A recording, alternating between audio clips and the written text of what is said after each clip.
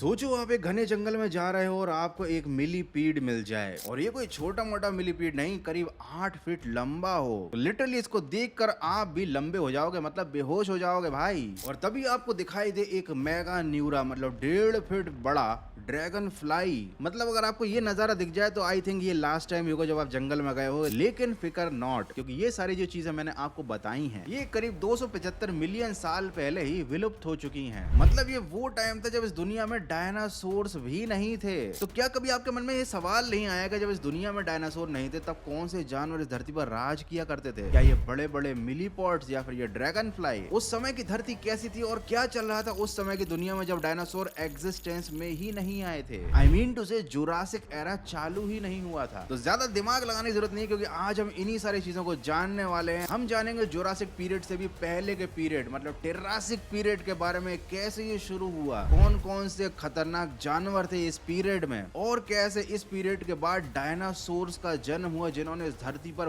बहुत लंबे टाइम तक राज किया। तो जल्दी से आओ मेरे साथ टाइम मशीन में बैठ जाओ, क्योंकि हम चलने वाले हैं आज से 200-300 मिलियन साल पहले, जानने के लिए टेरासिक पीरियड के राज आज के तगड़े वीडियो में।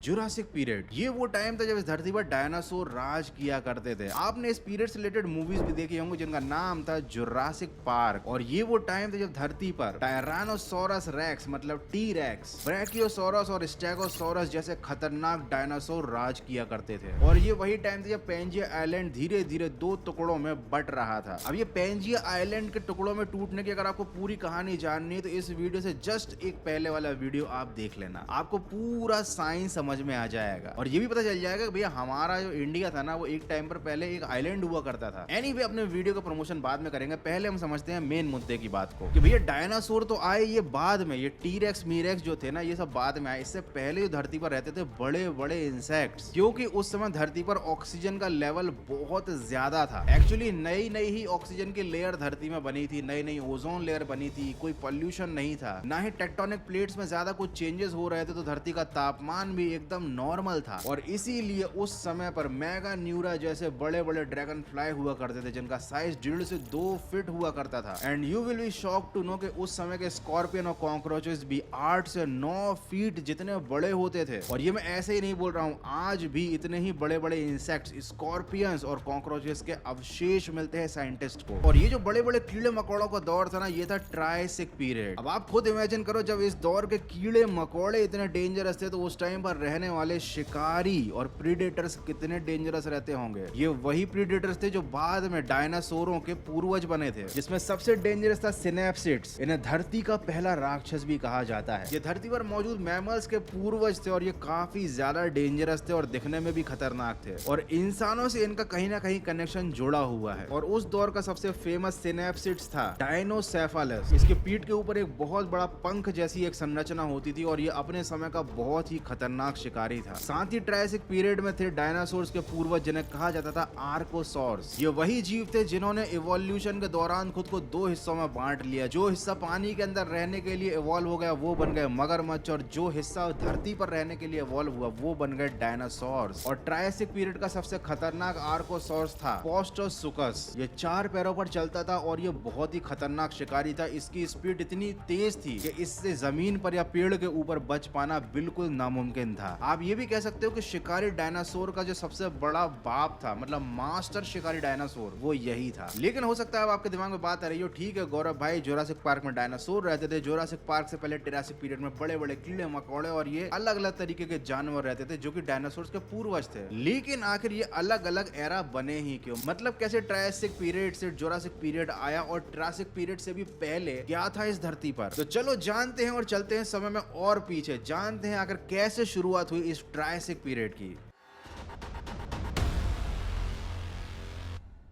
इस पीरियड की शुरुआत करीब 25 करोड़ साल पहले हुई थी और ये शुरुआत हुई थी एक बहुत बड़े मास एक्सटिंक्शन से, जिसको कहा जाता है परमियन मास एक्सटिंक्शन। ये धरती के इतिहास का आज तक का सबसे बड़ा विनाश माना जाता है। इसी मास एक्सटिंक्शन को लोग द ग्रेट डाइंग के नाम से भी जानते हैं और ऐसा इसलिए क्योंकि इस घटना के दौरान धरती का 95% जीवन पूरी तरीके से नष्ट हो गया था। ना ही जमीन के ऊपर रहने वाले और ना ही पानी के अंदर रहने वाले किसी भी तरीके के जानवर यहाँ पर जिंदा नहीं बचे थे। मतलब इस घटना ने धरती के पूरे इकोसिस्टम को तहस नहस कर दिया था। लेकिन कहते हैं ना कि जब भी कोई चीज अंत होती है तो नई चीज की शुरुआत होती है। सिमिलरली ट्रायसिक पीरियड की धरती पर एक नए टाइप के जीवन की शुरुआत, क्योंकि द ग्रेट डाइंग के बाद धरती का 95% जीवन तो वैसे भी खत्म हो चुका था। उस समय सारे के सारे कॉन्टिनेंट्स जुड़े हुए थे, जिसे पैंजिया सुपर कॉन्टिनेंट कहा जाता है। उस समय धरती का टेम्परेचर बड़ा ही अजीब था। कुछ जगह पर बहुत ज्यादा गर्मी थी और कुछ जगह पर बहुत ज्यादा ठंड थी और अधिकतर धरती का जो भी जीवन था वो पानी के नीचे ही मौजूद था, क्योंकि धरती के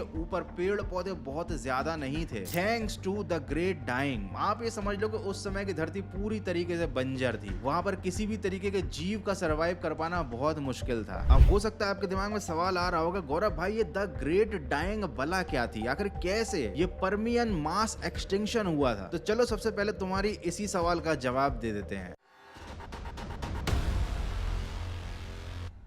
धरती में उस समय साइबेरियन ट्रैप्स में इतने बड़े बड़े ज्वालामुखी में वोल्केनो इरप्शन हुए और विस्फोट हुए, जिनकी वजह से पूरी धरती के वातावरण में कार्बन डाइऑक्साइड मतलब CO2 और सल्फर डाइऑक्साइड की मात्रा बहुत ज्यादा बढ़ गई। ये ग्रीन हाउस गैसेस होती है और इनकी वजह से धरती का तापमान बहुत तेजी से बढ़ता है। जब एक टाइम पर धरती पर ऑक्सीजन बहुत ज्यादा थी, छोटे छोटे इंसेक्ट्स के साइज भी बड़े बड़े थे, तब एक सिचुएशन ऐसी आई कि इन वोल्केनिक इरप्शन की वजह से धरती पर ऑक्सीजन की भारी कमी हो गई। वातावरण में इतना सल्फर डाइऑक्साइड फैल गया कि पूरी तरीके से बारिश एसिड रेन में बदल गई और इस तरीके से पानी भी जहरीला हो गया और धरती पर रहने वाले जानवरों का भी अंत हो गया। और उसी समय हो रहा था एक कांड, मतलब पैंजिया महाद्वीप भी धीरे धीरे टुकड़ों में बट रहा था और इसकी वजह से टेक्टोनिक प्लेट्स में जो मूवमेंट हो रहे थे उनकी वजह से धरती के अलग अलग कोनों में बहुत बड़े बड़े भूकंप आ रहे थे और बहुत नए नए वॉल्केनो एक्टिवेट हो रहे थे। टेम्परेचर बढ़ने की वजह से और ग्रीन हाउस गैसेस की वजह से समुद्र में ऑक्सीजन का लेवल भी कम हो गया था। इस सिचुएशन को कहा जाता है मरीन हाइपोक्सिया। इसकी वजह से समुद्र में रहने वाले सारे जानवर मरने लगे थे। पूरी धरती पर बहुत बड़े बड़े डेड जोन बन गए थे। ट्रायसिक पीरियड से पहले फलने फूलने वाले बड़े बड़े साइज के रेंगने वाले जीव रेप्टाइल्स और सिनेप्सिड्स कंप्लीटली विलुप्त हो चुके थे और इस तरह द ग्रेट डाइंग के बाद शुरू हुआ ट्रायसिक पीरियड। ट्रायसिक पीरियड लगभग आज से 25 करोड़ साल पहले शुरू हुआ था और 20 करोड़ साल पहले खत्म हो गया। इसमें डायनासोरों के पूर्वज आर्कोसॉर्स ने सर्वाइव किया और ट्रायसिक पीरियड के खत्म होने के बाद शुरू हुआ जुरासिक पीरियड, जो करीब आज से 20 करोड़ साल पहले शुरू हुआ था और 14.5 करोड़ साल पहले खत्म हो गया। उसके बाद जुरासिक पीरियड खत्म होने के बाद शुरू हुआ था क्रेटेशियस पीरियड, जो करीब आज से 6.5 करोड़ साल पहले खत्म हुआ था। वो एस्टेरॉयड जिसने धरती से डायनासोर्स का कंप्लीटली सफाया कर दिया था और ये जो इवेंट था इसे कहा जाता है क्रेटेशियस पीलियोजीन एक्सटिंक्शन इवेंट। और ये जो तीनों पीरियड है, जुरासिक पार्क से पहले वाला और जुरासिक पार्क के बाद वाला, इन तीनों को मिलाकर एक एरा बनता है जिसे कहा जाता है मेसोजोइक एरा। तो ऐसी थी कुछ हमारी धरती जब डायनासोर इस दुनिया में नहीं आए थे, जब जुरासिक पीरियड शुरू भी नहीं हुआ था, जब पैंजिया आइलैंड एक सुपर कॉन्टिनेंट इस धरती पर एग्जिस्ट करता था। बड़े बड़े कीड़े मकोड़े थे, ऑक्सीजन का लेवल बहुत बढ़िया था। फिर उसके बाद आया द ग्रेट डाइंग जिसने सब कुछ खत्म कर दिया, एक नए जीवन की शुरुआत की, एक ट्रायसिक पीरियड की शुरुआत की। इस ट्रायसिक पीरियड में डायनासोर्स के पूर्वजों ने इस धरती पर धीरे धीरे धीरे सर्वाइव करना सीखा। फिर आया जुरासिक पीरियड जिसमें डायनासोर्स ने इस धरती पर राज किया, वो भी अपने मैक्सिमम और बड़े साइज में। लेकिन हो सकता है अब आपके दिमाग में ये सवाल आ रहा हो कि ट्रायसिक पीरियड का अंत